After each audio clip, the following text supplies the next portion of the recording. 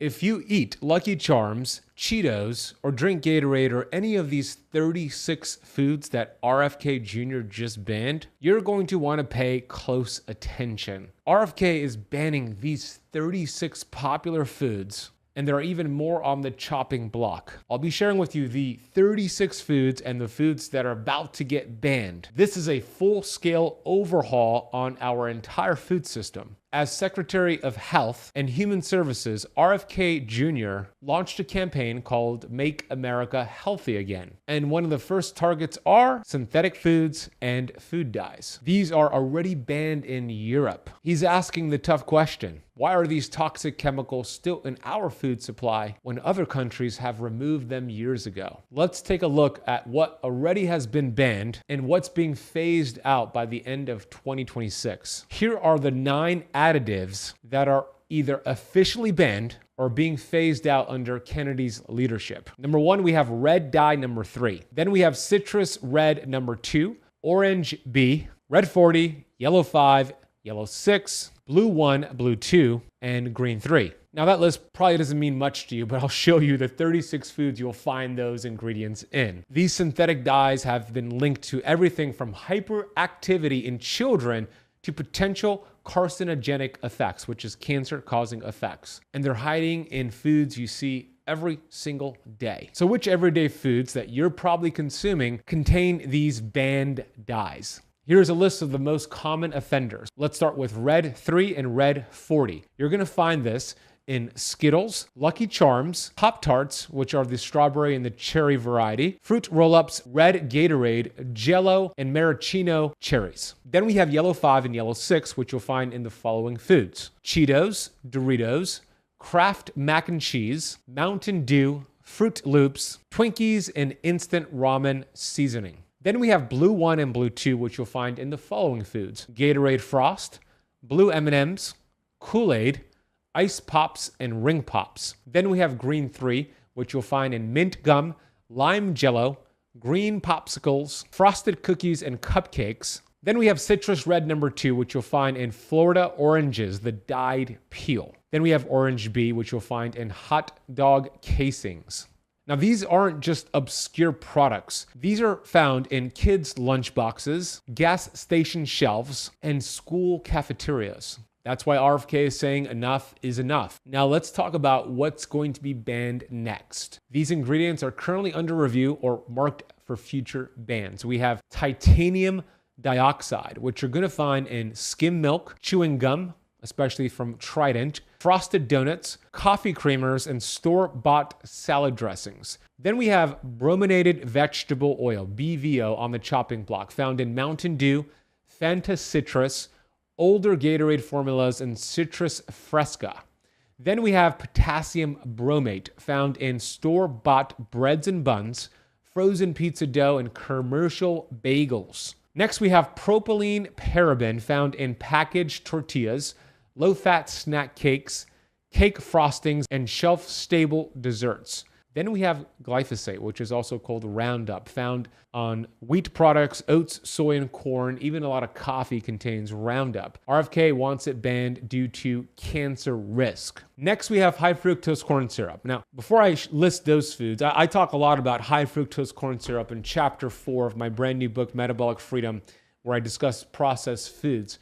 High fructose corn syrup is mitochondrial poison. Your mitochondria are these energy batteries within your cells that help you produce energy, which helps you have energy, and they help you burn fat. As a matter of fact, so many diseases are linked to poor mitochondrial health. I could list them all for you. I'll list a few right now: ADD, ADHD, cancer, heart disease, diabetes. We also have autoimmune conditions, thyroid conditions. It's linked to poor mitochondrial health. When you consume high fructose corn syrup, it poisons your mitochondria, and it leads to fatty liver disease. There's an epidemic of non-alcoholic fatty liver disease, not only in adults, but unfortunately also in children.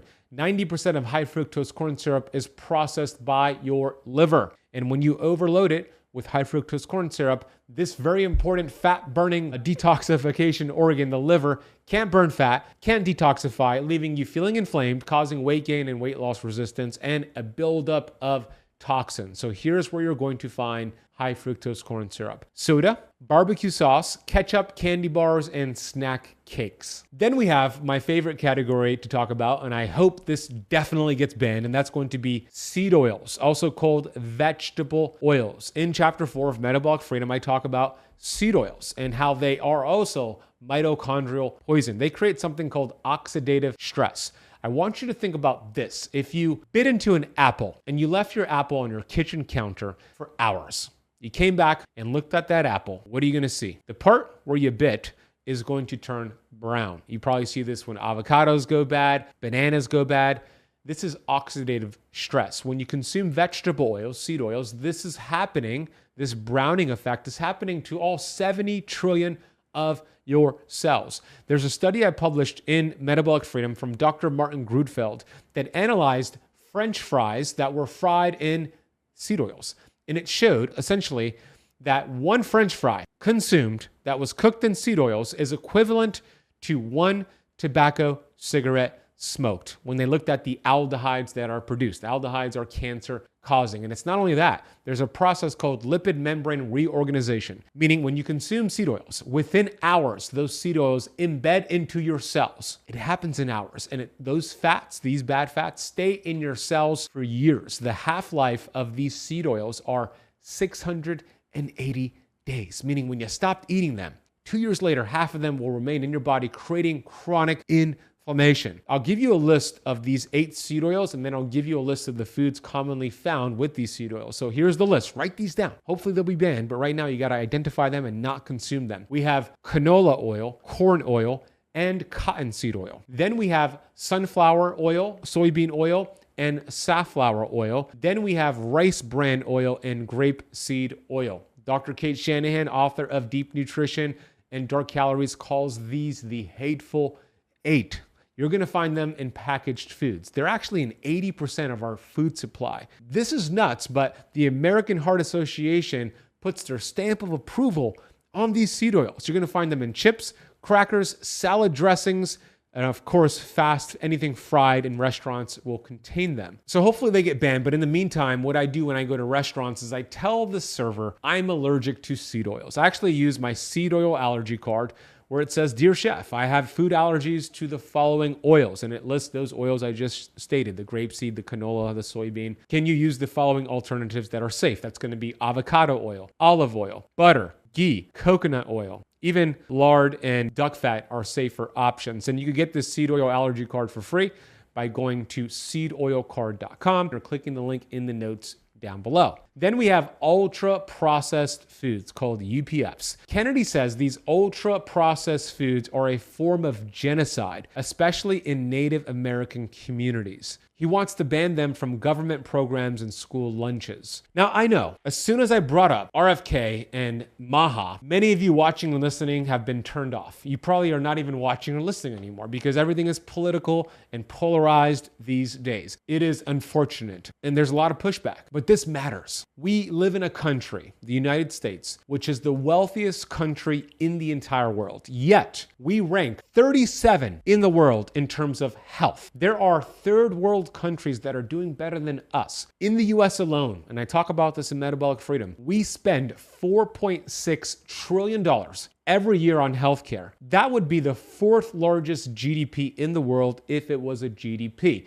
Yet we are sicker than ever before, and pharmaceutical companies are richer than ever before. And what's interesting about that $4.6 trillion that we spend every year, 1 out of every $4 is spent on diabetes, primarily type 2 diabetes, which is a metabolic disease that is 100% preventable and 100% reversible. Something's got to change. And if that means it's RFK and Maha, I am with it. You should be with it too. You see, our body and our cells don't see red, don't see blue. They see health. They seek health. They want health. And if this is the change that's going to make it happen, I'm all for it. I know it's controversial and you might be put off right now, but it's needed. And these bans might raise food prices. That's something to consider. Some say the data is inconclusive on these additives, and some say it may open the door for overregulation. All of that may be true, possibly, but we know we live in a sick nation. I used to say The system is broken. The healthcare system is broken. I no longer say that. It's designed exactly and it's functioning exactly the way that it was designed. It's a cash cow. It's a subscription model. It is a brilliant subscription model. Think about this. You go to your convenience store, your grocery store, your gas station. The food in the inner aisles at the front of the store contain all of these ingredients, all of these foods I mentioned in today's lesson. It's cheap, it's available, it's convenient, and we eat it as Americans. Then we get symptoms. We get inflamed, that leads to symptoms. And the average person goes to their doctor, makes an appointment because they have symptoms. Maybe it's brain fog, maybe it's high blood pressure, maybe it's high blood sugar levels, or maybe they just keep gaining weight. And the standard doctor will not ask the question, what are you eating? Are you eating these inflammatory foods? Let's talk about your lifestyle. No, that doctor is not asking that or thinking that. The doctor is going to think, what can I prescribe for you? And they'll prescribe that medication for the acid reflux. Maybe it's an antacid, maybe something for constipation or diarrhea, maybe something for your high blood pressure. And they'll tell you to go back to that convenience store. But now, instead of coming to the front of the store, go to the back, to the pharmacy, and pick up your medication. You see how this works. The person is hooked. It's a subscription model. Look, I know this. Europe, Italy, for example. I talk about Italy and metabolic freedom. The average lifespan in Italy is longer than us in the US. They also have less obesity, less disease, and less diabetes. Do they work out more in Italy? Are there more gyms in Italy? Nope. There's a fraction of the gyms in Italy that we have in the US.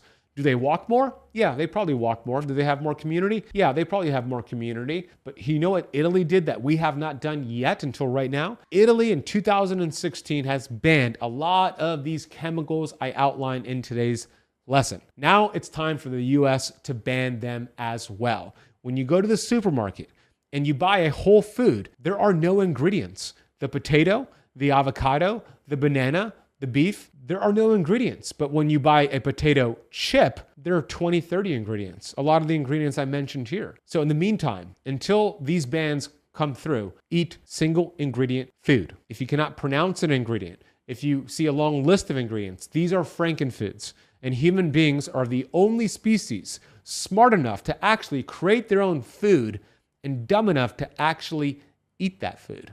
These are food-like substances. These are frankenfoods. This is the biggest, boldest food policy shift that we've seen in my lifetime, and I think it's just the beginning. Whether you agree with RFK Jr. or not, there's no denying this. What we eat affects how we feel, how we age, and how long we live. So before I get to your questions, I want to know where your thoughts are for those watching on YouTube. Where do you stand here? Are you for this movement? Do you hate it? Do you hate Trump? Do you hate RFK? Share your thoughts. And before I get to the questions, I want to share that my book, Metabolic Freedom, just came out. If you want to learn more about metabolic health, fat loss, how to shop the healthiest foods for your metabolism and the worst foods, go get the book. The book is available on hardcover, Kindle, Audible, and Spotify. I narrated those audios myself. You could buy it online by going to metabolicfreedombook.com or scanning the QR code and getting a free course on metabolism, or you could find it at your local bookstore. Now let's get to the questions. Is my favorite brand going to be pulled off the shelves? Gatorade, Doritos, Lucky Charms, or will they change the ingredients? They're probably just going to change the ingredients. But look, I'll give you some healthier options. Instead of the Gatorade, the diet soda, swap over to like Zevia or sparkling flavored water. Spindrift could be a good option. Zevia drinks could be a good option. There's some things you can do now. And I will also say this, even though I think these changes are happening and they're good, we still cannot count on the government to take care of us. My mentor, Bob Proctor, used to always say, if everybody swept their own front porch, the entire town would be clean. Do you know what that means? That means if we take care of ourselves and do our part and take responsibility and shop with your fork and your dollars, we will change the nation. Don't wait for RFK. Don't wait for the government. Yeah, I think these changes are happening. They're amazing. I'm for them, but make your changes right now. Take ownership and sweep that front porch. Let's keep the entire town clean. How soon will these bans actually take effect? RFK is saying by the end of 2025, we'll see some of these bans take place also by the end of 2026. So it's not going to happen overnight. That's why we need to start making the changes now, but we'll start to see them phasing out in the next 1 to 2 to 3, 4 years. What does the science actually say about these additives? Look, the science is clear. And there's a lot of confusion on seed oils and artificial ingredients and sucralose and aspartame because a lot of these studies are funded by big pharma. Big Pharma is in bed with big food. That's why the American Heart Association says seed oils are fine. There's a lot of corruption, but you could find some studies. I have 275 citations in my book, Metabolic Freedom, that back up the claims that everything I mentioned today, these toxic foods are dangerous for your body and for your metabolism and for your mitochondria. How will this affect school lunches and government food programs? Well, I hope it does affect it, especially school systems, because when I was a kid, I ate a whole bunch of toxic food. There's actually a company I want to give it a shout out to. This is a nonprofit organization called Soul West Foundation. I highly recommend you check them out, maybe donate to them. But their foundation is a nonprofit corporation committed to drastically improving the quality of food served to our children and young adults. Their website is sol-west.org, and I'll drop their information down below. Support them. They're doing some great things. Are these additives only harmful in large amounts or even in small doses? They're harmful even in small doses because they bioaccumulate. It adds up over time, and it increases your stress bucket, triggers inflammation, oxidative stress, and eventually disease. And it starts off with subtle symptoms. And we have been brainwashed that those symptoms are the problem, but it's actually your body's way of communicating to you. So even in small amounts, this is a problem. Are organic foods safe from these banned ingredients? Unfortunately, buying organic doesn't guarantee it. There's so many loopholes out there. But here's a valuable tip that I could share with you. There's something called the Clean 15 versus the Dirty Dozen. The Clean 15 are foods that the Environmental Working Group has shown to have the lowest levels of pesticide residue and toxins. So even if they're not organic, they're usually safer. Here are the 15 ones that I'll mention, and then I'll give you the Dirty Dozen. We have avocados, sweet corn, pineapples, onions, papayas, frozen sweet peas, asparagus, mushrooms, sweet potatoes, mangoes, watermelon, cantaloupe, kiwi, honeydew melon, and carrots. The Dirty Dozen are the foods you want to make sure if you consume them, they're organic and non-GMO. They have been shown to have the highest level of contaminants. These are going to be strawberries, spinach, although I don't recommend spinach at all, grapes, apples, cherries, kale, collard, and mustard greens. Don't really recommend those either. Peaches, pears, nectarines, blueberries, bell and hot peppers, and green beans. There you have it. That's the list. That's what's happening in the world. And I hope this is a valuable lesson for you. Please share it with somebody you know. If you're listening on the podcast, leave it a rating and review. Go get my brand new book, Metabolic Freedom, with the free course over at metabolicfreedombook.com. Thank you for watching. Thank you for listening. And if you loved today's conversation, I have a food I want you to eat every day that's low in contaminants, helps you burn fat, and you will be amazed what happens when you eat this food every day for just 7 days. And it is the avocado. I recently published a video showing you what happens in your body when you have one avocado every day for 7 days. Prepare to be blown away. Check out this clip, and I'll